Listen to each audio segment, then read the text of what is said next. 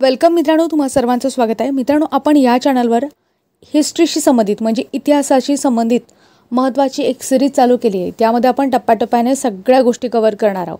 आधुनिक भारताचा इतिहास आहे, आधुनिक महाराष्ट्राचा इतिहास आहे, म्हणजे त्यामध्ये महाराष्ट्राचा स्वातंत्र्योत्तर इतिहास आहे, स्वातंत्र्य आधीचा इतिहास आहे, महत्त्वाचे उठाव आहेत, या सगळ्या गोष्टी आपण कव्हर करणार आहोत। सध्या तरी आपण समाज सुधारक ही सिरीज जी आहे ती कंटिन्यू करत आहोत आणि टप्प्याटप्प्याने आपण जो आहे तो हिस्ट्रीचा सर्व सिलेबस कव्हर करण्यावर भर देऊ।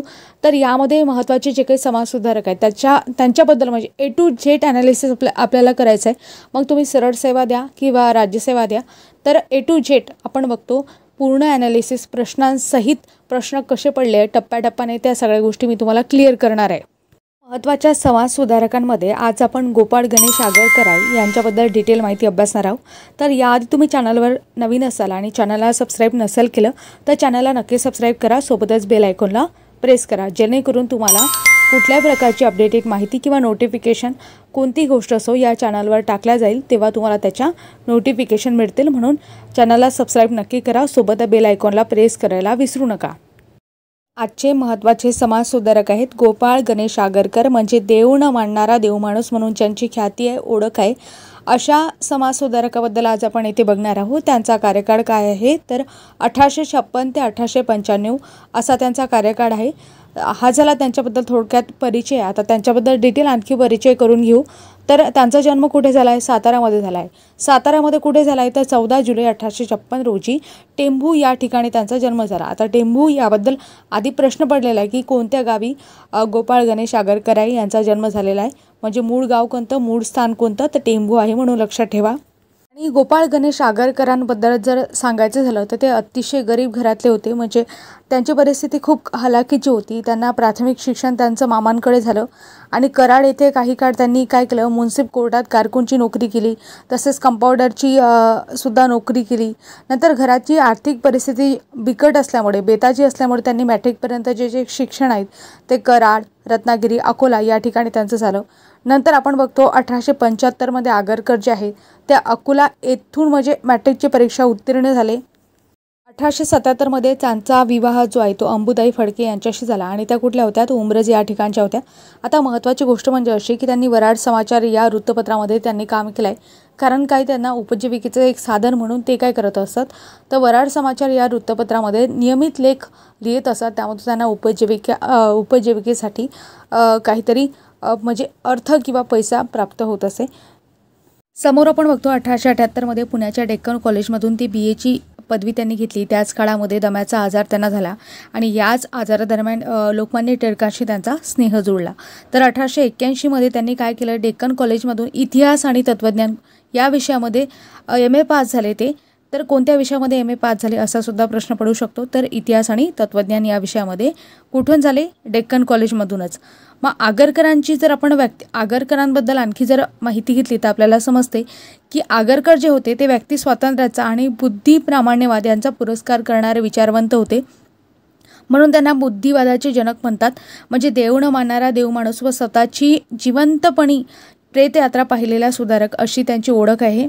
आता आपण समोर पाहू की आगरकर जे आहेत त्यांच्यावर कोणाकोणाचा वैचारिक प्रभाव होता। याआधी एक गोष्ट लक्षात घ्या की आगरकर जे होते न्यू इंग्लिश स्कूलमध्ये शिक्षक तसेच सुपरिटेंडेंटची नोकरीसुद्धा त्यांनी केली आहे।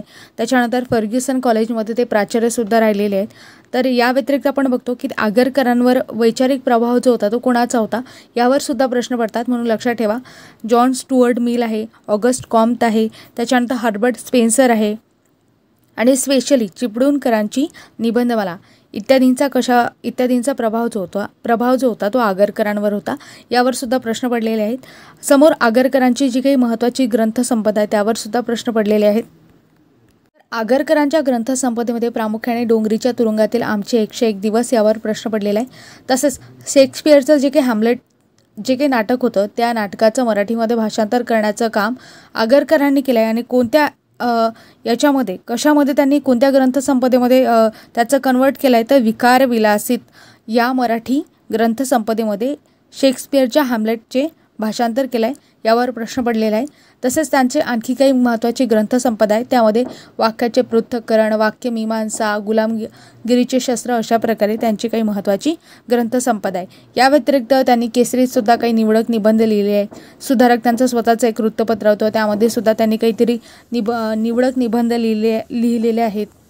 आगरकरांचा संबंध आला म्हणजे तिथे केसरी या वृत्तपत्राचा संबंध येतोच। तसं बघितलं केसरी आणि मराठा हे जे वृत्तपत्र आहे लोकमान्य टिळकांनी सुरू केले होते, मात्र संपादक आपण बघतो की केसरीचे हे वृत्तपत्र होतं ते मराठीमध्ये होतं आणि याचे जे संपादक होते ते कोण होते? गोपाळ गणेश आगरकर होते।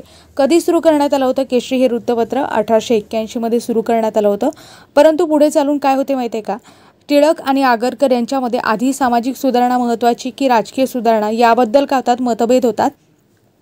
म्हणजे आगरकरांच्या मते काय असायला पाहिजे होतं की सामाजिक सुधारणा यामध्ये त्यांनी पुढाकार घेतला होता, तर लोकमान्य टिळकांनी राजकीय सुधारणा यामध्ये पुढाकार घेतला होता। मग अशा प्रकारे त्यांच्यामध्ये मतभेद होतात आणि त्याच्यानंतर काय होते की आगरकर काय करतात?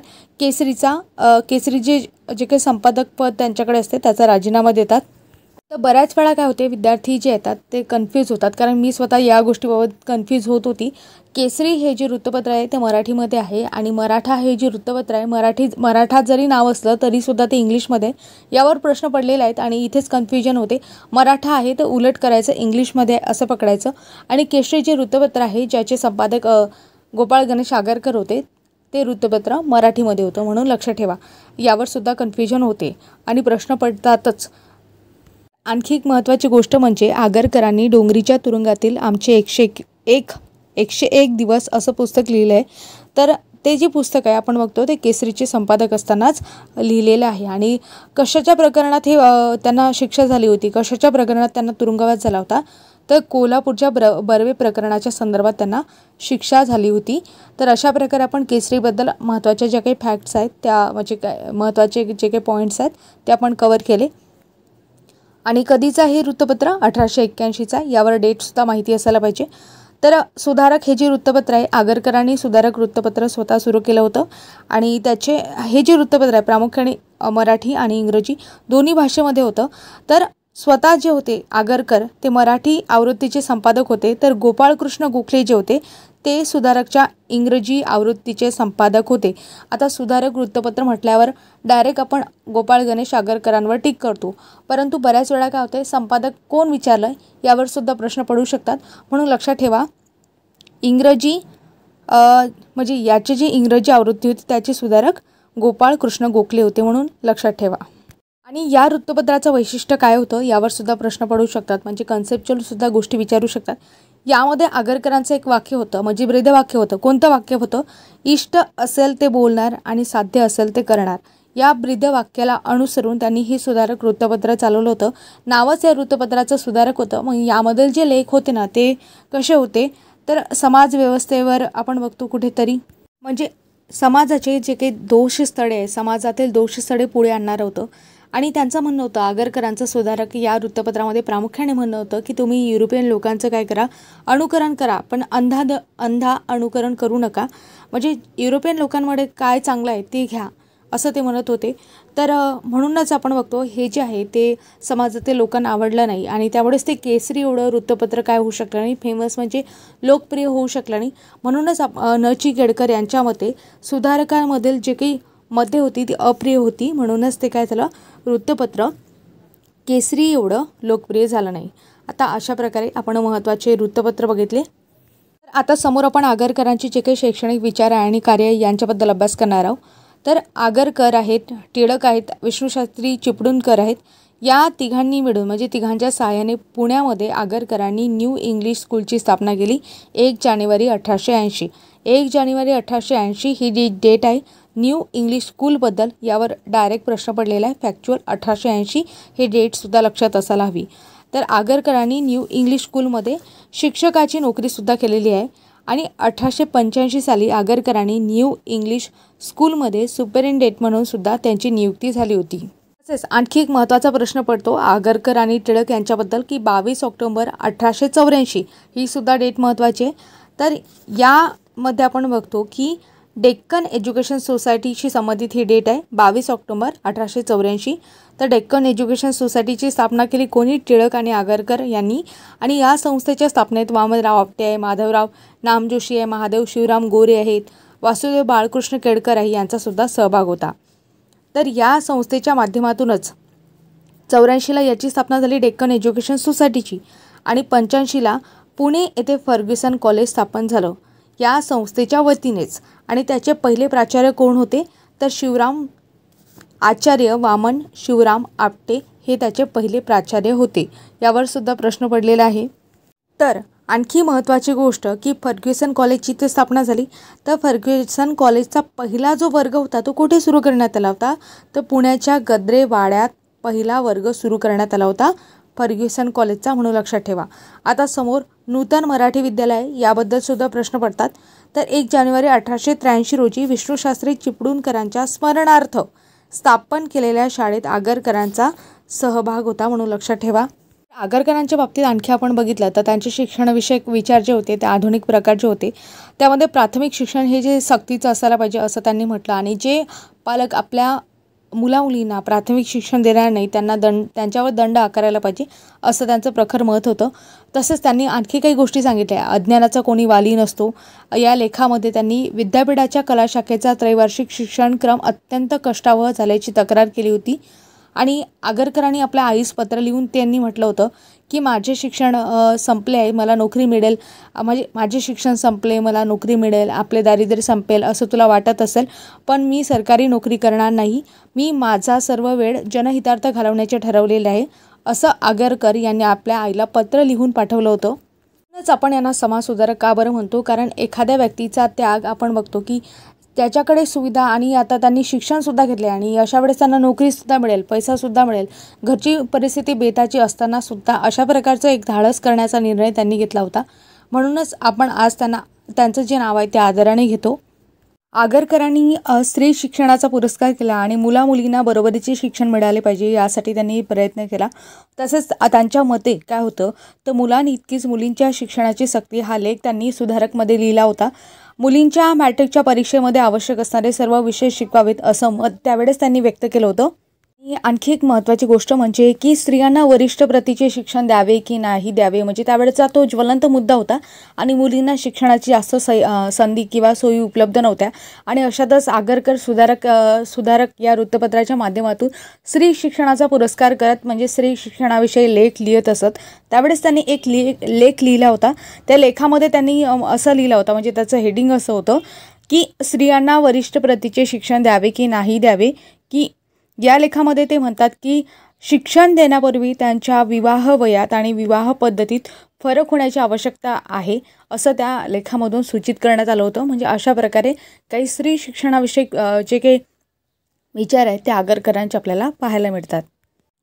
तर आगरकरांची काही जीवनमूल्य होते. त्यामध्ये प्रामुख्याने आपण बघतो बुद्धी प्रामाण्यवाद आहे, म्हणजे कोणती गोष्ट बुद्धीच्या जोरावर तपासून पाहावी असं त्यांचं मत होतं. तसंच त्यांचं व्यक्ती स्वातंत्र्य या तत्वाचा सुद्धा स्वीकार केला. व्यक्ती स्वातंत्र्यामध्ये प्रामुख्याने विचार, व्यवसाय आणि विवाह याचे स्वातंत्र्य व्यक्तीला असते पाहिजे याबद्दल ते त्यांचं प्रखर मत होतं. नंतर सामाजिक समता, त्याच्यानंतर आपण बघतो स्त्री पुरुष समानता, स्त्री पुरुष तुलना न करता एका समान पातळीवर स्त्रियांना आणि पुरुषांना समान अधिकार असले पाहिजे यासाठी त्यांनी कार्य केलं. तसेच ऐच्छिक जीवन पद्धती आणि त्यांच्या मते एक गोष्ट म्हणजे महत्त्वाची, जन्मसिद्ध चातुर्वर्ण्य ही जी पद्धती आहे ती व्यक्ती स्वातंत्र्याचा लोप करत असल्याने त्यास विरोध केला पाहिजे आणि व्यक्ती स्वातंत्र्याचा पुरस्कार केला पाहिजे असं त्यांचं मत होतं.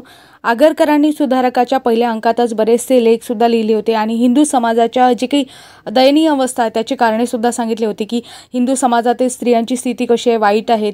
तसंच समाजातील तर्कहीन विचार, म्हणजे कुठल्याही प्रकारचा तर्क नसताना फक्त परंपरेने चालू आहेत म्हणून त्या गोष्टी पाळत आहेत लोक, म्हणून ते म्हणतात की हिंदू समाजातील काही तर्कहीन विचार होते ज्यामुळे जो हिंदू समाज आहे तो मागे राहिला.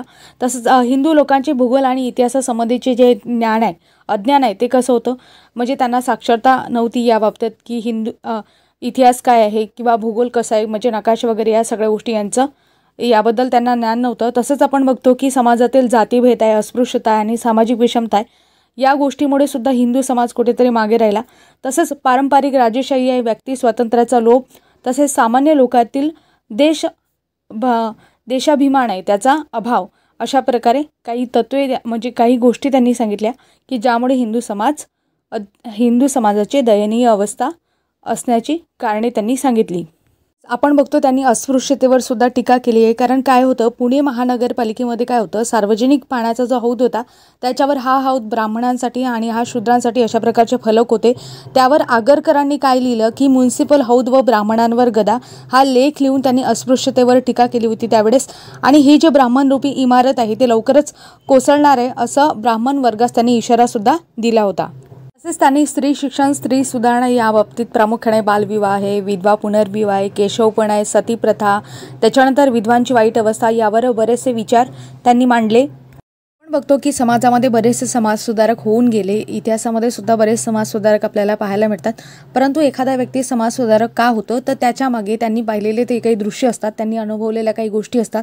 त्यामुळेच ते काय होतात, त्या बाबतीत काय होतात, त्यांच्यामध्ये संवेदना सुरू होतात किंवा संवेदना त्यांच्यामध्ये जाणवायला लागतात आणि कुठेतरी एक चांगल्या प्रकारे बदल घडून आणावा अशी त्यांची इच्छा होते आणि तेच काय करतात, समाज सुधारणेसाठी कार्य करतात. तसंच आपण बघतो केशवपणावर टीका त्यांनी का केली होती, म्हणजे गोपाळ गणेश आगरकर यांनीच का टीका केली तर आपण बघतो. तर मी तुम्हाला लेक्चरच्या सुरुवातीला काही गोष्टी सांगितल्या होत्या. त्यामध्ये सांगितलं होतं डेक्कन एज्युकेशन सोसायटी 84ची टिळक आणि आगरकरांनी यांनी या सोसायटीची स्थापना केली होती. आणि याच्यातूनच समोर काय म्हटलं होतं की फर्ग्युसन कॉलेजची स्थापना झाली होती. आणि फर्ग्युसन कॉलेजचे जे पहिले प्राचार्य होते ते कोण होते, वावन शिवराम आपटे हे होते. आणि वावन शिवराम आपटे जेव्हा त्यांचा मृत्यू होतो त्याच्यानंतर त्यांची पत्नी जी आहे त्या पत्नीला काय करावं लागते, केशवपण करावं लागते. इथे एक गोष्ट आपल्याला प्रकर्षाने जाणवते की एखाद्या व्यक्ती एवढा शिक्षित असून, एखाद्या कॉलेजचा प्राचार्य असून सुद्धा त्याच्या पत्नीला त्यांच्या मृत्यूनंतर केशवपण करावं लागत असेल तर बाकीच्या लोकांची काय दयनीय परिस्थिती असेल, बाकीच्या स्त्रियांची कशी परिस्थिती असेल असा विचार त्यांच्या मनात येतो. म्हणून काय करतात, आगरकर एक लेख लिहितात, शहाण्यांचा मूर्खपणा. आणि त्या लेखामध्ये सक्तीचे जे वैधव्य आहे त्यावर काय करतात, टीका करतात. तर यामध्ये महत्त्वाची गोष्ट की अशी की त्यावेळेस दिनबंधू वृत्तपत्रातून सुद्धा ज्यावेळेस एक लेख प्रकाशित होतं आणि दिनबंधू वृत्तपत्रातला लेख असतो त्यामध्ये सांगितले असते की न्हावी लोकांनी केशवपणाची जी काही प्रथा आहे ते बंद करावी, असा लेख जेव्हा प्रसिद्ध होतो त्यावेळेस आगरकर सुद्धा त्या लेखाचं आणि लेखकाचं आणि पत्राचं काय म्हणतात, आभार मानतात. आणि त्यांच्या पत्नीकडून ते अशी शपथ घेतात की माझ्या मृत्यूनंतर तू केशवपण करणार नाही, अशी यशोदाबाईंना शपथ घ्यायला लावतात. म्हणजे अशा प्रकारे काही गोष्टी आपण आगरकरांबद्दल बघितल्या. तसेच ते बालविवाह सुद्धा विरोध करतात. तर 1891मध्ये ज्यावेळेस बहिरामजी मलबारी आहे त्यांच्या संमती वयाचं विधेयक असतात त्याचं त्यांनी समर्थन केलं आहे. आणि महाराष्ट्रामध्ये आगरकरांनी बालविवाहास विरोध करण्यासाठी महाराष्ट्र बालविवाह निषेधक मंडळीची स्थापना केलेली आहे. तसंच जरट विवाह त्यांचा सुद्धा विरोध असतो. म्हणजे जरट विवाह म्हणजे नेमकं काय असते, तर जास्त वयाच्या पुरुषाचा कमी वयाच्या मुलीशी होणारा लग्न, त्याला जरट विवाह असं म्हणतात.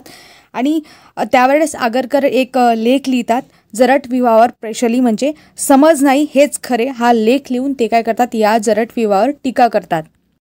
स्त्री स्वातंत्र्याचा पुरस्कार करण्यासाठी मराठमोळा व मराठमोळ्यांची पुरवणी हा लेख लिहून ते स्त्री स्वातंत्र्याचा पुरस्कार करतात. यावर सुद्धा प्रश्न पडलेला आहे. म्हणजे मी तुम्हाला या ज्या गोष्टी इथे नोट केलेल्या आहेत किंवा लिहिलेल्या आहेत त्या प्रत्येक गोष्टीवर प्रश्न पडलेला आहे, तर गोष्टी लक्षात घ्या. आणि पुरुषांनी बायकांना केवळ प्रजनोत्पादनाची हिंडती फिरती यंत्रे आहेत असं समजू नये असा विचार ते मांडतात. तर स्त्री पुरुषांनी कशा प्रकारे पोशाख घालावा आणि अलंकाराच्या बाबतीत त्यांनी सुद्धा काही विधाने केलेली आहेत. तर आमच्या स्त्रियांचा पेहराव या लेखात ते असं सांगतात की आमच्या स्त्रियांनी पायात बूट, हातात मोचे, पाय मोचे वगैरे वापरण्याची सूचना त्यांनी दिली आहे. म्हणजे आपण जसं बघतो की युरोपियन लोक जसे करतात तशा प्रकारे त्यांनी अनुकरण करण्यास सांगितलं होतं. पण अंध अनुकरण करण्यास त्यांची मनाई होती, हे लक्षात घ्या. नंतर आम्हा पुरुषांचा पेहराव कसा असावा या शीर्षकात ते लिहितात की पुरुषांनी त्यांचे म्हणजे पायजामा आहे, टोपी आहे वापरण्याचा सल्ला त्यांनी दिला होता. आता तुम्हाला वाटेल यावर सुद्धा प्रश्न पडतात का, यावर सुद्धा प्रश्न पडलेला आहे. तर आगरकरांनी अलंकार मीमांसा आणि दागिन्यांचा सोस हा एक लेख लिहिला होता आणि त्यामध्ये स्त्रियांच्या दागिन्यांच्या हौसेवर सुद्धा टीका केली होती. या सगळ्या गोष्टींवर प्रश्न पडलेला आहे. तसेच आगरकरांच्या आणखी काही प्रखर मते होते. त्यामध्ये आपण बघतो की त्यांनी लोकांच्या आळशीपणावर सुद्धा टीका केलेली आहे, की भारतामध्ये जे काही तरुण आहेत त्याचप्रमाणे बाकीचे जे लोक आहेत ते काय करतात, आळशीपणा करतात. त्यामुळेच आपल्या एक देशाच्या विकासाला पोषक वातावरण असताना म्हणजे सगळ्या प्रकारची बुद्धी तर लोकांना मिळालीच आहे, फक्त आळस आहे म्हणून हा देश समोर जाऊ शकत नाही अशी त्यांनी टीका केली होती. या व्यतिरिक्त त्यांनी मद्यपान आहे, व्यसन आहे त्याबद्दल सुद्धा टीका केली. त्यांच्या मते दारूबाजी हा लेख त्यांनी लिहिला होता आणि त्यामध्ये आगरकरांनी सांगितलं होतं की दारूमुळे झोप मोडते, पैसा जातो, अब्रू जाते, विविध आजार जडतात आणि याबद्दल त्यांनी स्पष्ट मत व्यक्त केलं होतं आणि त्यांनी चिंतासुद्धा व्यक्त केली होती. आणि त्याचप्रमाणे त्यांनी म्हटलं होतं की ब्रिटिश सरकारसुद्धा या दारूच्या दुष्परिणामांकडे लक्ष देत नाही. आता आपल्याला माहिती आहे ब्रिटिशांचं धोरणच काय होतं, पैसा कमावणं. भारतामध्ये बऱ्याच ब्रिटिशांनी सुधारणासुद्धा केली असं नाही, परंतु त्यामध्ये जास्तीत जास्त पैसा कमावणे आणि तो इंग्लंडमध्ये नेणे हेच त्यांची नीती होते. तसं बघितलं तर ब्रिटिश सरकारसुद्धा लोकांच्या जीवनामध्ये, लोकांच्या धार्मिक गोष्टींमध्ये हस्तक्षेप करण्यास काय करत होतं तर घाबरत होतं. कारण की त्यांनी 1857चा उठाव बघितला होता. त्यावेळेस त्यांनी धार्मिक कारण हे सुद्धा एक कारण बघितलं होतं, म्हणून त्यांनी हस्तक्षेप करण्यास काय केली होती, मनाई केली होती. तर आणखी महत्त्वाची गोष्ट म्हणजे तंबाखू आहे, अफू सेवन आहे यावर सुद्धा एक त्यांनी लिहिला होता आणि तंबाखूस रजा द्यावी अशी विनंती केली होती. म्हणजे 25च्या आतील जे काही विद्यार्थी म्हणजे मित्र आहेत, तरुण आहेत, त्यांनी तंबाखूस रजा द्यावी अशा प्रकारे त्यांचे विचार होते. म्हणजे आगरकरांचे विचार खूप आधुनिक होते आणि प्रत्येक गोष्टीकडे त्यांचं लक्ष होतं असं आपण म्हणू शकतो. त्यांनी जे लोक मांस खातात त्यांच्या विरोधात सुद्धा त्यांनी बोलले होते. म्हणजे मांसाचा अन्न म्हणून वापर करण्यास आगरकर प्रतिकूल होते, कारण मांसापासून, अंड्यापासून घडणारे जे काही अपाय आहे, शाकाहारापासून घडण्याची मुळीच भीती नाही असं ते म्हणत असत. म्हणजे या विचाराचे ते होते. तसेच त्यांनी मूर्तीपूजेवर सुद्धा टीका केलेली आहे. म्हणूनच आपण त्यांना देव न मानणारा देवमाणूस असं म्हणतो. का बरं, की मूर्तीपूजेने काही गोष्टी साध्य होत नाही असे आगरकर म्हणत. आगरकरांनी देव मानला नाही म्हणून आगरकरांना देव न मानणारा देवमाणूस म्हणून ओळखले जाते. मूर्तीपूजेचा उद्रेक आणि मूर्तीपूजेचे प्रकार याबाबतीत त्यांनी एक लेखसुद्धा लिहिला होता. शिमगा सणावर त्यांनी टीका केली होती. म्हणजे 5 जणांचा हंगाम आहे, यामध्ये काय होते तर शिमगा हा तिरस्करणीय सण असल्यामुळे त्यांनी त्यावर कायद्याने बंदी आणली पाहिजे असं मत मांडलं होतं. पशुहत्येला त्यांनी विरोध केला होता. धर्माचा सुकाळ आणि बकऱ्यांचा काळ या लेखामध्ये त्यांनी देवाच्या उत्सवात किंवा यज्ञविधीमध्ये जे काही पशुहत्या होती यावर सुद्धा त्यांनी प्रहार केला होता. म्हणजे यावर सुद्धा टीका केली होती. तसंच प्रेत क्रिया आहेत आणि प्रेत संस्कार आहेत यावर सुद्धा त्यांनी लेख लिहून विविध जातीच्या प्रेतक्रिया आणि प्रेतसंस्काराच्या प्रथा त्यात नमूद केल्या होत्या. मृत्यू झालेल्या माणसाचा पुनर्जन्म होत नाही, त्याच्या शरीराच्या नाशाबरोबर नाश होतं असं त्यांनी प्रखर मत मांडलं होतं. मृत्यूनंतर व्यक्तीच्या नावे दान देणे, भोजन करणे, केस काढणे, समाधी बांधणे याला आगरकरांचा विरोध होता. तसेच आणखी महत्त्वाची गोष्ट म्हणजे शनिदेव आहे आणि शनी ग्रहाविषयी ज्या काही भ्रामक कल्पना आहे त्यामध्ये त्यांनी खूप इंटरेस्टिंग गोष्ट म्हणजे अशी की शनिदेव हा 7.7चा देव आहे ही भ्रामक कल्पना असून शनी ग्रहासंबंधीचे जे काही गैरसमज आहेत ते आगरकरांना खोटे वाटत असत. म्हणजे पृथ्वीपेक्षा शनी 734 पट मोठा असून इतक्या दूरच्या अंतरावरील पृथ्वीवरील काही व्यक्तींना पीडा देईल अशी समजूत साप चुकीचे असं आगरकर म्हणत असत. कारण आपल्याकडे आपण बघतो शनी मागे लागला किंवा शनिदेवाची अवकृपा झाली अशा प्रकारे जे काही असतात गैरसमज समाजामध्ये असतात. तर तेव्हा आगरकरांना प्रश्न पडला होता. म्हणजे वैज्ञानिक दृष्टिकोनातून त्यांनी याबद्दल बुद्धिप्रामाण्यवादाच्या स्वरूपातून गोष्टींचा विचार करून आगरकरांनी प्रश्न मांडले होते की शनिदेव आहे जो पृथ्वीपेक्षा म्हणजे शनी जो आहे तो पृथ्वीपेक्षा 734 पट मोठा आहे आणि इतक्या दूरवरून तो पृथ्वीवरील लोकांवर कसा प्रभाव पाडतो याबद्दल त्यांना प्रश्न पडला होता. म्हणूनच आपण बघतो की शनी ग्रह आहे, शनिदेव आहे आणि 7.7चा देव आहे ही कल्पना त्यांना भ्रामक वाटत होती. आगरकरांनी काही आर्थिक विचार मांडले. आर्थिक विचारांमध्ये प्रामुख्याने आपण बघतो की वाचाल तर चकित व्हाल हा निबंध त्यांनी लिहिला आणि देशामध्ये दारिद्र्याच्या आकडेवारीसह त्यांनी दाखवून दिलं की आपल्या देशामध्ये अशा प्रकारे आकडेवारी आहे, अशा प्रकारे दारिद्र्य आहे. म्हणजे आणि त्यांचं प्रखर मत होतं की सुशिक्षित लोकांनी नोकरीच्या मागे न लागता व्यवसाय केल्यास त्यांना काहीच कमी पडणार नाही, व्यापाराशिवाय देशाचा व समाजाचा विकास होणार नाही असं त्यांनी प्रखर मत नोंदवलं होतं. तसेच या व्यतिरिक्त काही महत्त्वाच्या गोष्टी आहेत की आगरकरांच्या गोपाळ गणेश आगरकर यांच्या स्मृतिप्रित्यर्थ आचार्य यत्रे यांनी पुण्यामध्ये 1934मध्ये आगरकर हायस्कूलची स्थापना केली होती. म्हणजे शाळेची स्थापना केली होती. तसंच मी तुम्हाला सांगितलं होतं की जिवंतपणे स्वतःची प्रेतयात्रा पाहणारे आगरकर हे पहिले समाजसुधारक होते. नंतर आणखी काही महत्त्वाच्या गोष्टी की मी तुम्हाला हे स्टेटमेंट आधीच सांगितलं की ब्रिटिश लोकांच्या गुणांचे अनुकरण करा पण अंध अनुकरण करू नका असे आगरकर म्हणत असत. आणि त्यांनी ब्रिटिशांकडून काय घ्यायला पाहिजे याबद्दल सुद्धा स्पष्ट मत सांगितलं होतं. त्यांच्यामध्ये ब्रिटिश लोकांमध्ये उद्योगीपणा आहे, नियमितपणा आहे, शोधकता बुद्धी आहे, म्हणजे वेगवेगळ्या प्रकारचे शोध लावण्याची वृत्ती आहे त्यांच्यामध्ये, व्यापारी वृत्ती आहे, इत्यादी जे चांगले गुण आहेत ते ब्रिटिशांकडून आपण घ्यायला पाहिजे आणि त्याचा आपण स्वीकार करायला पाहिजे, यासाठी आगरकरांनी आग्रह धरला होता. तसेच आणखी महत्त्वाची गोष्ट म्हणजे त्यांनी एक आणखी खूप चांगली गोष्ट सांगितली आहे की आम्ही निरुपयोगी हिंदू लोकांची उद्योगी इंग्रजी लोकांशी गाठ पडली आहे, तेव्हा त्यांच्यासारखं उद्योग करण्यास आपण राजी झाले पाहिजे. आपले भावी स्वातंत्र्य, आपले भावी निरंतर दास्य सर्व आमच्या उद्योगावर अवलंबून आहे, असं त्यांचं प्रखर मत होतं. आगरकरांच्या मृत्यूनंतर आपण बघतो 17 जून 1885 रोजी आगरकरांच्या वयाच्या 29व्या वर्षी दम्याच्या विकाराने मृत्यू झाला होता, म्हणजे निधन झालं होतं. तर यामध्ये आगरकरांच्या मृत्यूनंतर त्यांची जी पत्नी होती यशोदाबाईंनी दहीहंडी सत्याग्रह होता त्यामध्ये भाग घेतला. त्याच्यानंतर म्हणजे त्या अकोल्यामध्ये राहत होत्या, तर त्यांनी यशोदाबाईंनी दहीहंडी सत्याग्रहामध्ये भाग घेतला होता. लोकमान्य टिळक राष्ट्रीय सरस्वती मंदिर यांच्या स्थापनेमध्ये सुद्धा यशोदाबाईंनी पुढाकार घेतला होता. अशा प्रकारे आगरकरांबद्दल आपण A to Z माहिती ॲनालिसिस केली. आता त्यांचे काही महत्त्वाचे लेख आहेत ते सुद्धा आपण बघणार आहोत. आगरकरांच्या लेखांमध्ये प्रामुख्याने आपण जर बघितलं तर आगरकर, मी तुम्हाला सुरुवातीला सांगितलं होतं की अकोल्यातील वराड समाचार या वर्तमानपत्रात ते लेख लिहित असत आणि त्यावर आपली उपजीविका करत असतात. तर आगरकरांचे प्रसिद्ध लेख कोणकोणते? अलंकार मीमांसा व दागिन्यांचा सोस, हे सुद्धा मी तुम्हाला सांगितलं. आमच्या स्त्रियांचे पेहराव कशा असायला पाहिजे, आमच्या पुरुषांचे पेहराव कसे असायला पाहिजे, शहाण्यांचा मूर्खपणा, स्त्रियांनी जॅकेटे घातली पाहिजे, म्युन्सिपल हौद व ब्राह्मणांवर गदा, हिंदुस्थानचे राज्य कुणासाठी, प्रेतयात्रा, प्रेतक्रिया व प्रेतसंस्कार, आमचे अजून ग्रहण सुटले नाही, धर्माचा सुकाळ आणि बकऱ्यांचा काळ, दत्तक पुत्राची आवश्यकता, 5 जणांचा हंगाम, तसेच मुला इतकीच मुलीच्या शिक्षणाची सक्ती, इष्ट असेल ते बोलणार आणि साध्य असेल ते करणार, तसेच सोवळ्यांची मीमांसा आणि सोवळ्या ओवळ्यांची पुरवणी, सामाजिक सुधारणेशिवाय राजकीय चळवळ निरुपयोगी आहे, असं त्यांनी म्हटलं होतं. तर काही तज्ज्ञ आहेत ज्यांनी आगरकरांबद्दल उद्गार काढलेले आहेत. ते उद्गार काय उद्गार काढले यावर सुद्धा प्रश्न पडतात. तर गोपाळ कृष्ण गोखले यांचे उद्गार आपण ऐकू की विद्वान पंडित, कडकडीचा देशभक्त, निर्भय व जोरदार शिलाचा पुरुष म्हणजे आगरकर.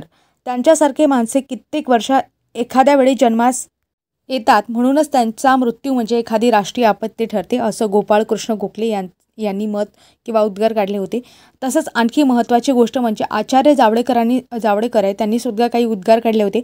त्यामध्ये त्यांनी आगरकरांबद्दल ते बोलतात, सर्व आयुष्यभर तीव्र विरोधाची, निंदेची पर्वा न करता समाज सुधारणेची पताका राबवणारे आगरकर जे होते, अशा प्रकारे त्यांनी उद्गार काढलेले आहेत.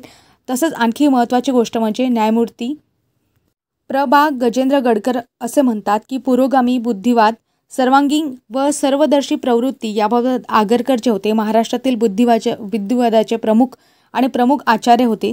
नर फाटक म्हणतात की आगरकरांनी निर्भयपणे महाराष्ट्राला आपले विचार सांगितले. महाराष्ट्रात सार्वजनिक सेवेचा नवा स्वावलंबी संप्रदाय स्थापन करण्याचा मान आगरकरांना आहे. वि. स. खांडेकर आहे. वि. स. खांडेकर म्हणतात गोपाळ गणेश आगरकर आणि विष्णुशास्त्री चिपळूणकर हे मराठी भाषेतील पहिले 2 श्रेष्ठ निबंधकार आहेत. अशा प्रकारे जे काही आगरकरांबद्दल उद्गार आहेत वेगवेगळ्या व्यक्तींनी काढलेले ते सुद्धा आपण इथे बघितले. अशा प्रकारे आपण पूर्ण जो काही आगरकरांबद्दल जो काही डेटा अवेलेबल होता, जे काही मटेरियल अवेलेबल होतं, ते सर्व मटेरियल मी तुम्हाला सांगितलं. तर मग आपण काय काय शिकलो त्याचा परत एकदा रिकॅप घेऊ, म्हणजे इथल्या इथे तुमच्या गोष्टी क्लिअर होतील. तर जन्म 14 जुलै 1856 टेंभू या ठिकाणी, कराडला, जिल्हा सातारा. प्राथमिक शिक्षण कराडला झालं, मॅट्रिक अकोल्याला झालं. 1878 पदवी घेतली. कुठे? डेक्कन महाविद्यालयातून फेलोशिप घेतली. म्हणजे नंतर 1879 MA करताना टिळकांबरोबर ओळख झाली. नंतर 1 जानेवारी 1880 न्यू इंग्लिश स्कूलची स्थापना झाली. कोणी केली यावर प्रश्न पडलेला आहे. टिळक, आगरकर आणि विष्णुशास्त्री चिपळूणकर. नंतर 1881 केसरी वृत्तपत्र, त्याचे पहिले संपादक. 1881 ते 1887 ते केसरी वृत्तपत्राचे संपादकपद त्यांनी भूषवलं. नंतर कोल्हापूरच्या बर्वे प्रकरणामध्ये टिळक व आगरकर यांना डोंगरीच्या तुरुंगात 101 दिवसांची शिक्षा झाली. 1 जानेवारी 1883 त्यांनी नूतन मराठी विद्यापीठाची स्थापना केली, त्यामध्ये सहभाग घेतला. कोणाच्या स्मृतिप्रित्यर्थ होतं? विष्णूशास्त्री चिपळूणकरांच्या स्मृतिप्रित्यर्थ समोर आपण बघतो 24 ऑक्टोबर 1884 मध्ये डेक्कन एज्युकेशन सोसायटीच्या स्थापनेमध्ये त्यांनी सहभाग घेतला. नंतर याच समोर त्यांच्या म्हणजे डेक्कन एज्युकेशन सोसायटीच्या वतीने फर्ग्युसन महाविद्यालयाची स्थापना झाली. कधी 85 मध्ये. 15 ऑक्टोबर 1888 मध्ये सुधारक साप्ताहिक त्यांनी सुरू केलं होतं आणि नंतर 1891 मध्ये संमती वयाच्या विधेयकास त्यांनी पाठिंबा दिला होता. बेहरामजी मलबारी यांचं जे विधेयक होतं त्यास. नंतर 1892 ते 1894 यामध्ये फर्ग्युसन महाविद्यालयाचे ते प्राचार्य होते. 17 जून 1895 मध्ये वयाच्या 39व्या वर्षी आगरकरांचा मृत्यू झाला. आणि यामध्ये एक गोष्ट राहिली होती की आगरकरांनी विभक्त कुटुंब पद्धतीचा सुद्धा काय केला होता, स्वीकार केला होता. म्हणजे त्याबद्दल ते आग्रही होते. कारण काय तर संयुक्त कुटुंब पद्धतीमुळे स्त्री दासत्व अधिक बळकट होते असं त्यांनी म्हटलं होतं. त्यासाठी आगरकरांनी विभक्त कुटुंब पद्धतीचा आग्रह धरला होता. कारण यावर प्रश्न पडलेला आहे म्हणून मी तुम्हाला हे स्टेटमेंट सांगितलं. तर अशा प्रकारे आपण संपूर्ण माहिती घेतली आगरकरांबद्दल. आता आगरकरांबद्दल काही महत्त्वाचे प्रश्न आहेत ते तुम्हाला समोर दाखवणार आहेत. PYQ कसे पडले आहेत जेणेकरून तुम्हाला PYQ कसे असतात एक आढावा येईल. मध्ये आपण बघतो की गोपाळ गणेश आगरकरांच्या बाबतीत कोणते विधान खरे नाही. ASO प्रिलिम 2012चा प्रश्न आहे. तर आता यामध्ये प्रश्न कसे पडलेले आहेत मी तुम्हाला ASOचे, STAचे, त्याच्यानंतर PSIचे, राज्यसेवेचे आणि बाकीचे वन लाईनर प्रश्न आहेत ते सुद्धा आपण घेणार आहोत. आणि काही प्रश्न मी सुद्धा तुम्हाला विचारणार आहे. त्या प्रश्नांची उत्तरे तुम्हाला कमेंट बॉक्समध्ये द्यायची आहेत. तर बघा प्रश्न आहे गोपाळ गणेश आगरकरांच्या बाबतीत कोणते विधान खरे नाही. निगेटिव्ह सेन्समध्ये प्रश्न विचारला आहे. आता स्टेटमेंट पाहू आणि नंतर ऑप्शन पाहू. स्टेटमेंट आहे त्यांच्यावर चिपळूणकरांचा प्रभाव होता. तर हो हे स्टेटमेंट काय बरोबर आहे आम्ही बघितलं होतं. नंतर टिळकांशी सामाजिक सुधारणांवर झालेल्या मतभेदामुळे त्यांनी केसरीचा राजीनामा दिला. हे सुद्धा स्टेटमेंट कसं आहे बरोबर आहे. त्यांनी शेक्सपियरच्या हॅम्लेटचे मराठीमध्ये भाषांतर केले.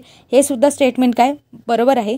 तर ते देव न मानणाऱ्यांपैकी होते. मग अशा प्रकारे आपण बघितलं तर यामध्ये सर्व जे स्टेटमेंट काय आहे ते बरोबर आहेत. तर प्रश्न काय विचारला गोपाळ गणेश आगरकरांच्या बाबतीत कोणते विधान खरे नाही.